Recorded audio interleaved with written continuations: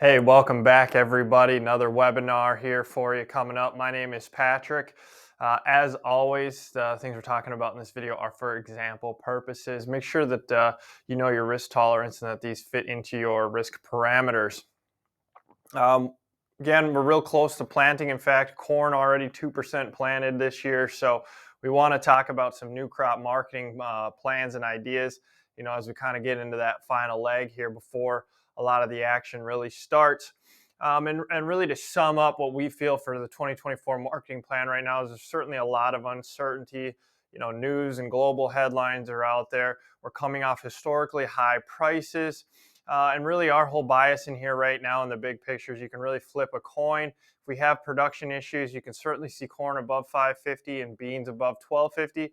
On the other hand, if we really go through a normal year and get our acres planted and raise good crops, we can certainly see corn below 450 and beans below 11. So there's really a lot at stake this year and a lot of confusion out there. And when we talk to producers and even when we have conversations in our own office, it just feels like everybody is really frozen from making a marketing decision.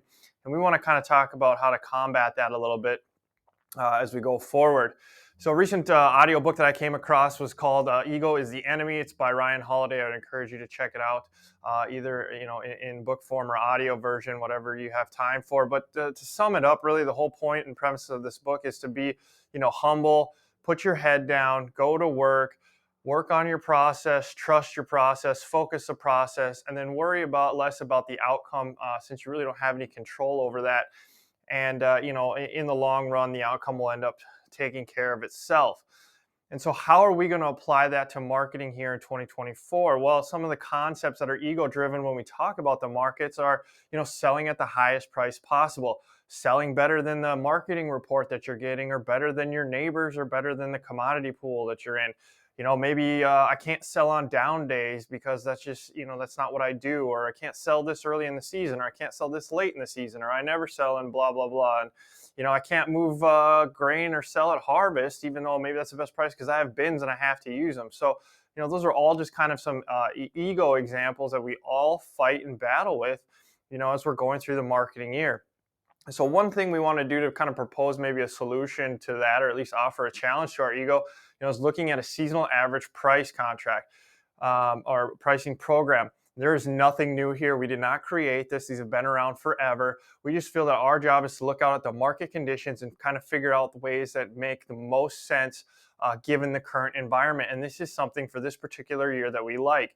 So if you're not familiar with the seasonal average price program, you're going to set aside a certain amount of your bushels, 15, 30, 40, 50%. And then basically you're just going to pick a day of the week. And at the end of the day, or maybe at noon, whatever you want, you're going to make a sale no matter what for the next 10 weeks.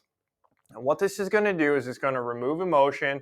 It's certainly going to remove your ego, and it's going to force a decision, regardless of the market conditions. You might be selling on an up day, you might be selling on a down day. Doesn't matter. The plan is that if every Wednesday you're going to sell after 1 o'clock, that's what you do for 10 sales in a row, and then you come up with your average at the end. Now, again, we want to emphasize should be part of a marketing plan. It doesn't have to be your entire marketing plan. So you could do 30% of your production on this average price program. You could do 30% with price targets above the market. And then you could do another 30% of your production just left open to see what happens, or you could use option positions or what have you. Good way to just to diversify things out. Here's your seasonal chart for December corn going back the last 5 and 15 years.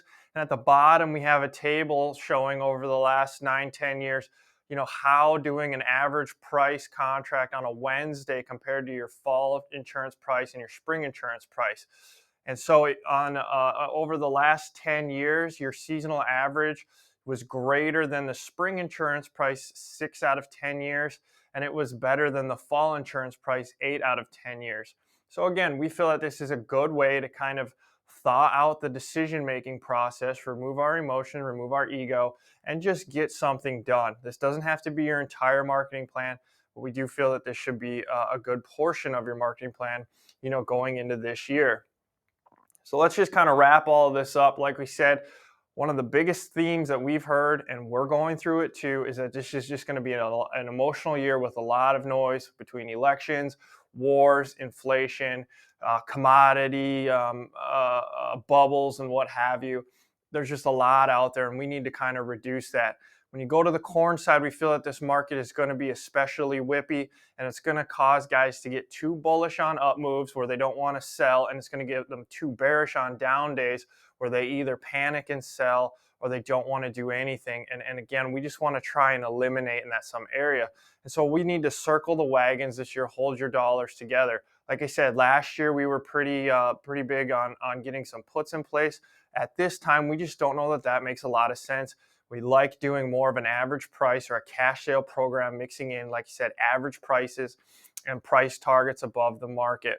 And so, again, that comes to spreading out your risk with hands-off sales if you're doing these average price program, and it's going to apply to all crops. So I would challenge you this year, and really even as you go forward through this week, look at some ways your ego might be interfering, see if you can make some improvements there.